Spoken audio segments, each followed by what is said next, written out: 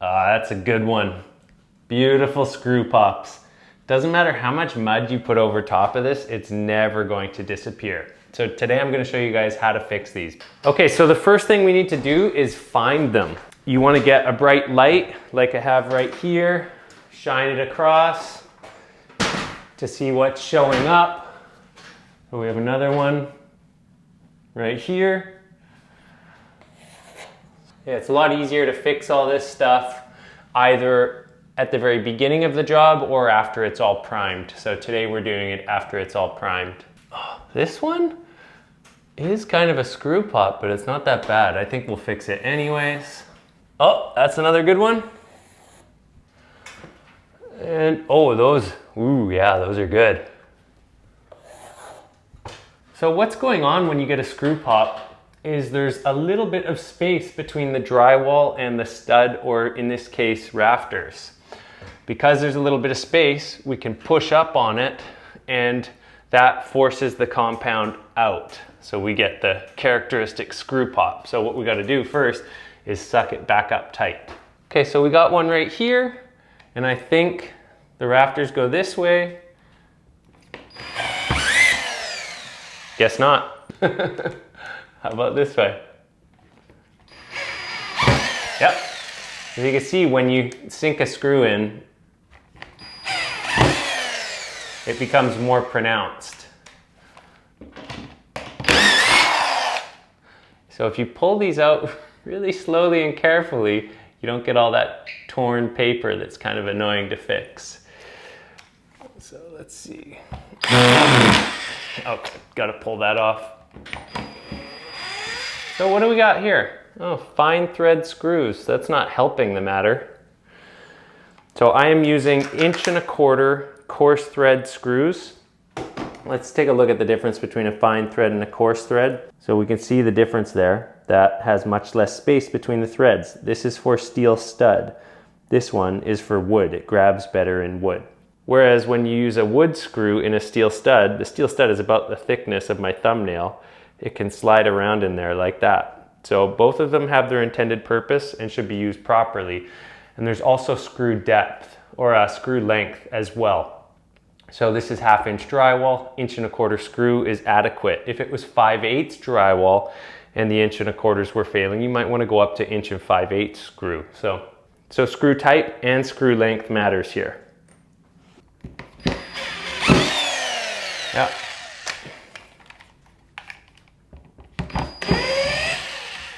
I like to put a screw on each side, about 1.5 inches away, roughly.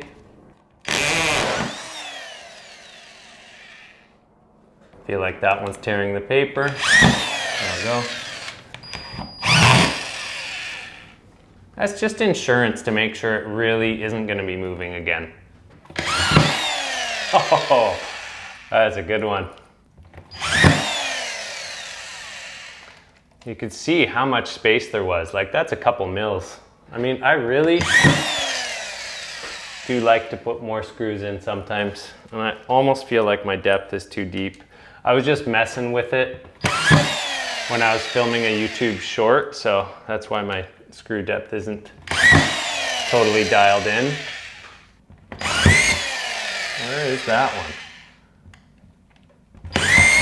Okay, it goes the other way all of a sudden. Must have something to do with the shape of the roof. Oh, wow. And sometimes you just have to keep chasing it. If anyone can see how many just showed up because of that. What is going on here? I don't know what is going on here, but I know I have to put a bunch more screws in to fix it. Yeah, this is just one of those, like, where there's smoke, there's fire. There's a lot of screw pops, there's a reason. Let's put another one here. Oh, you gotta be careful because the more you go, the more starts showing up. But at least this isn't gonna be messing up the person painting this down the road, who is also the person holding the camera right now. Because a lot of the time what can happen is like if you don't actually fix the screw pops and you're going and you're rolling on your final coat of paint and like it'll pop off, you know, because all the moisture, maybe you're trying to get a couple coats in one day, it saturates the mud a little bit. You start rolling and yeah, all of a sudden you've got an exposed screw because it was a pop. So not just it doesn't just look bad, but it can also just like totally bite you in the behind down the road. Yeah, these were all sunk way too deep. What a pain in the butt. Yeah, so be careful when fixing screw pops because if you go too far away from them, you'll just start showing where all the other ones are that haven't popped yet. On a ceiling, the screw pops actually have gravity working with it because the gravity is pulling the drywall down all the time, whereas walls are more likely to get bumped and have those screws pop off. So it's really important to take a look at how badly damaged the drywall is, because if it's this bad, you actually need to cut all this stuff out because all the way out to here, that surface paper is loose. So if you don't actually carve that out, you're gonna wind up not with a screw pop, but with a blister. And that also will never go away. Not all of them require this though. Just the ones that really have all that damaged paper right there. Even one like this isn't actually as bad. I could probably get away without doing this, but because I'm standing here with the knife, I'm just gonna do it anyways. This one, the damage goes pretty far.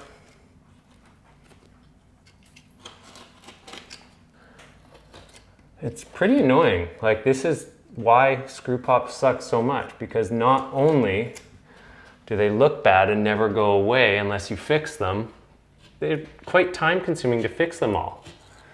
So making sure that the board is tight to the studs and that your screws are installed properly during the install is so critical. And that's why a lot of the time drywallers don't want to take on homeowner hung drywall jobs, because they're like, I know that a lot of this stuff is just going to come back and bite me down the road. And the homeowners can be like, why are all your screws popping? No, why are all your screws popping?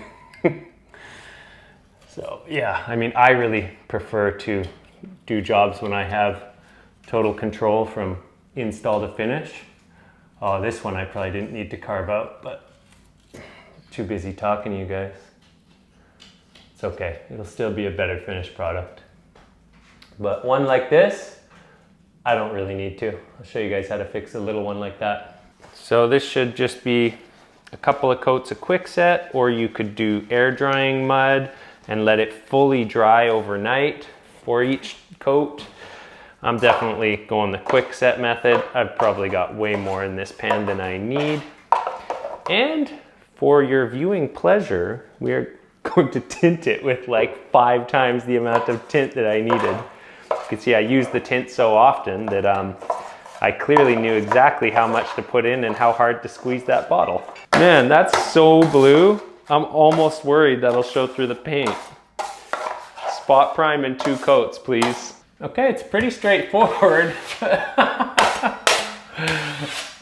You can't even see the work anymore.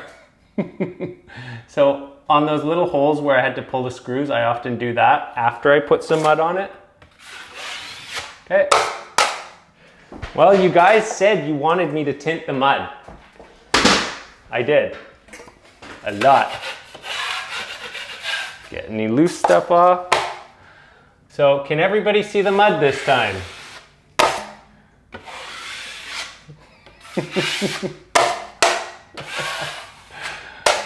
Good. Seriously, use some primer sealer on this.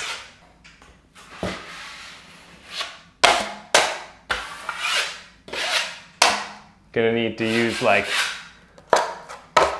shellac to seal it.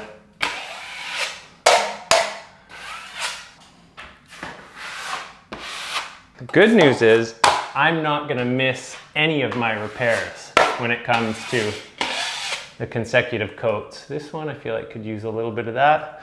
So once I put the mud on there and then I do that, it just like helps glue it down even better. Any more? I think that's it. Good stuff. Nope. Feel like I'm working with Play-Doh or something. All right, you guys, this stuff is just about kicked off enough that I can put another coat on. And we are going to skip the tint this time. No more Smurf mud. It's not necessary. So I had somebody in a comment recently say that I'm the worst at mixing mud. And I don't know exactly what he meant. I would think maybe he meant because I often have lumps in my mud, say like this, when I'm working with quickset and I'm under the gun. But that's because like you don't need to have all of this stuff mixed out. It doesn't have to be totally smooth. I just need lots of successive coats mixed really fast. And I don't want to waste time trying to get all the lumps out and then have it hardening up in the pan. So yeah, another coat. And you can see the white part. That's like how much even the quickset already shrank. That's why we're doing 2 coats of quickset.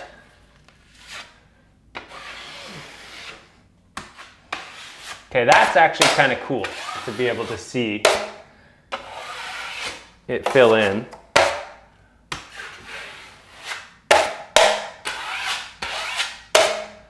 And make sure to really feather those edges, especially with quickset, because quickset's hard to sand.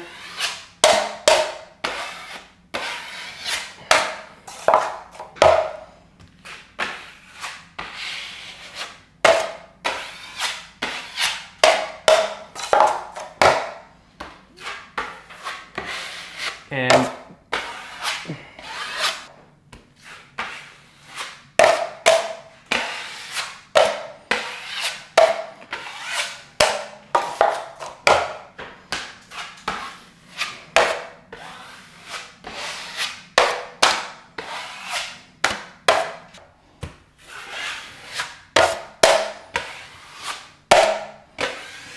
so that's nice and flat, but it would still show through after painting, even with a sanding. Okay, final coat. This stuff is all kicked off enough. Final coat, I actually don't wipe it super tight. I build it up a tiny bit. And the reason is because it helps hide the quickset, it helps hide any inconsistencies from the screws. I mean, if you're new, trying to leave like a really nice kind of uniformly thin coat like this is going to be a challenge. So I would say just wipe it tight. But in my case, this just allows for any discrepancies down the road.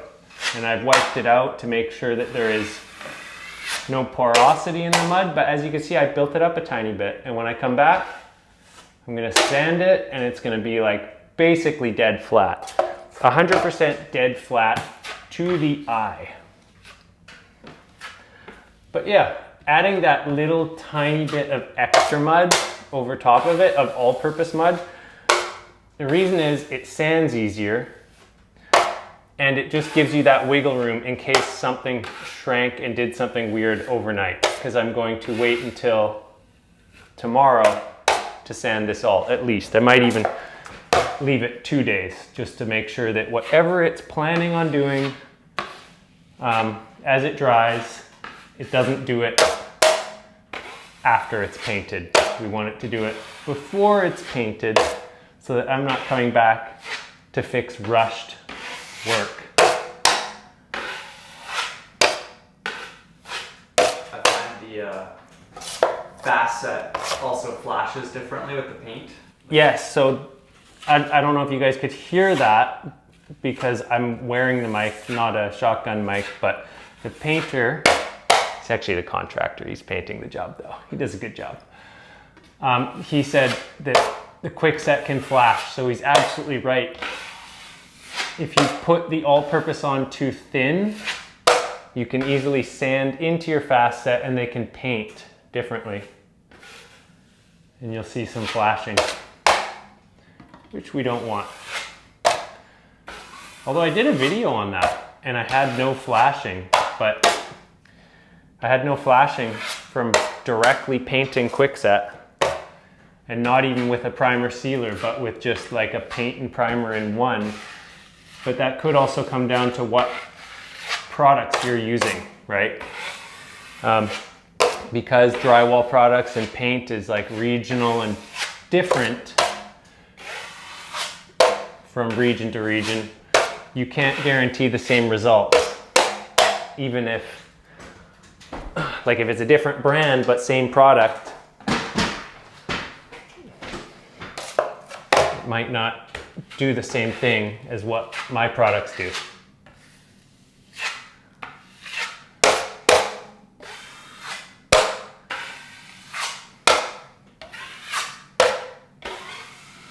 Taking a lot of time to really feather these edges. Well, I got some big dings in my blade that I can see right now.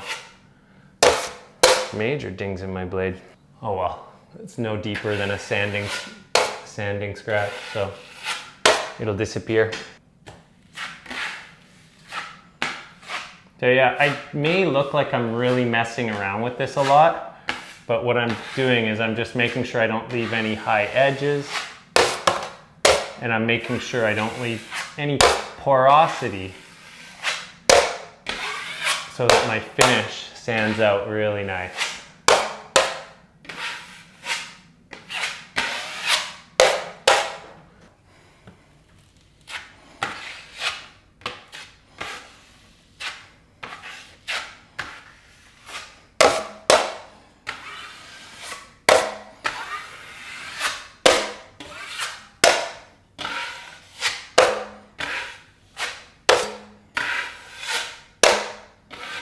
It's good, don't touch it. Okay, so that's it. Hey, you guys wanna see that corner I did that patch on so you can see how it looks? So here's that corner I repaired where I spliced the bead, and the only thing that's there is a tiny little fuzzy spot. That's from the paper bead where it joins the other one. And if you just take a sanding sponge, that'll be gone in an instant. But as you can see, it's like a totally seamless repair. And that's why I chose to splice that bottom 3 feet of bead instead of rip the whole thing out. Like I always get that comment, right? Whenever I repair something without ripping stuff out, like, why don't you rip out the whole wall? Why don't you rip out the corner bead? Why? Like, because we don't need to. And if you've ever done a flood repair job where they've ripped out the bottom 2 feet of drywall and you've got like 20 corner beads to repair, you know, the bottom 2 feet, no way are you gonna rip out those top 20 corner beads and scrape every single one down so that it can now accept the new corner bead properly without sticking out too much. It's so much easier to repair that bottom chunk. And I know this has nothing to do with the screw pops, but I just like to take the opportunity to address questions I get from other videos sometimes. So as you can see, that was basically a seamless repair. And when followed up by a skillful painter, it will continue to be a seamless repair, right? That little bit of sanding takes care of it. Anyways, I'm sure you guys are ready to move on to either the next video or your next project or whatever you have going on that day. But that is how to repair screw pops. So this is now all just gonna get a light sanding, a quick pole sand, and then a really quick check to make sure that there's no hard edges with a sanding sponge. Spot prime all of these, which will be easy because we can see them all. So the painter can come in and he knows exactly where to do his spot priming, and then he can continue on to do his either 1 or 2 coats over top of the ceiling, whatever is necessary. Sometimes all it needs is priming in 1 coat. If it looks good, it looks good. It doesn't always need to get primed in 2 coats. Anyways, that's it. That's how to repair screw pops. Hope you guys are doing well. Hope your projects are going well. Hope you're doing even better. Till the next one.